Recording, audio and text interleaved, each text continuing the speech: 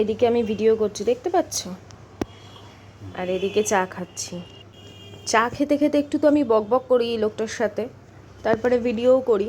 আর এই লোকটা দেখো সমানে নিজের কাজ করছে, কাজের ফটো তুলছে, আর আমি যে একটা কথা বলছি ইম্পর্টেন্ট, পরে বলবে কই তুমি তো আমাকে বলোনি, এই কথাটা তো তুমি আমাকে বলোনি, কখন বললে? যদি কিছু আনতে বলি ভুলেই যাবে, কই কখন বললে, মিথ্যে কথা বলো। ঘরওয়ালা কিছু বলেছি তোমাকে আনতে, মনে আছে? কি আনতে বলেছো? দেখলে তো, বলো। আমি কাজে যখন ঢুকে যাই, মাথা ঢুকে যায় তখন তো অফিসে যখন কাজ করো তখনও তো কাজ করতে পারো বাবা। অফিসে বাড়িতে আমার কাজের টাইম হয়ে যায়। সত্যি আর বলার নেই তোমার। ছোট ছোট করে তোমাদের সাথে ভিডিও শেয়ার করতে ইচ্ছে করে আমার আজকাল, জানো তো, যেরকম সবাই ফেসবুকে করে, ফেসবুকে আমি কিছু করি না, কারণ আমার ফেসবুক আইডিতে আমার পিসি থেকে কাকা থেকে সবাই রয়েছে।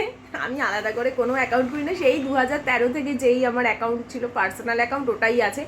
ওটা ডিজিটাল অ্যাকাউন্ট, নিজে থেকেই হয়ে, ডিজিটাল না তো কী বলে ওটাকে, ডিজিটাল অ্যাকাউন্ট বলে তো, যাই হোক, মানে প্রফেশনাল অ্যাকাউন্ট, যেহেতু ফলোয়ার্স হয়ে গেছে, তো ওখানে কিছু করি না। বলবে বাবা মন কি করে বেড়াচ্ছে, ওই জন্য ওখানে দিলাম। আমার ইউটিউবই ভালো বাবা, আমার ইউটিউবের বন্ধুরা অনেক ভালো। আর বিশ্বাস করো, আমার ইউটিউবে যে কজন বন্ধু আছে আমার ফেসবুকে, তারা প্রত্যেকটা আমার মানে পোস্টে লাইক দেয়, কমেন্ট করে, ভালো ভালো কমেন্ট করে, যেন তারা আমাকে কত চেনে। আর যারা আমার ব্যক্তিগত, অ্যাকচুয়ালি যারা আমার আত্মীয় স্বজন, তারা না লাইক দেয়, না কমেন্ট করে, না তাদের কাছে যায়, নিশ্চয়ই যায়, সবার কাছে যাচ্ছে, তাদের কাছে কেন যাবে না, কিন্তু কোনো লাইক না, কোনো কমেন্ট না। কী ক্ষতি করেছি বাবা আমি তো, কারোকে ভালো, আমিও বরঞ্চ সবাইকে কেমন আছো বা কী, ভালো লাগলে ভালো, খারাপ লাগলে খারাপ সবাইকে বলি। কিন্তু আমি ওই জন্য ভেবেছি এবার আমার অ্যাকাউন্টে সবাইকে বাদ দেবো, শুধু যে আমার ইউটিউবের বন্ধুগুলো আছে তাদেরকেই আমার অ্যাকাউন্টে রাখবো, আর কাউকে রাখবো না। ঠিক কিনা তোমাদের সাথে এরকম হয়?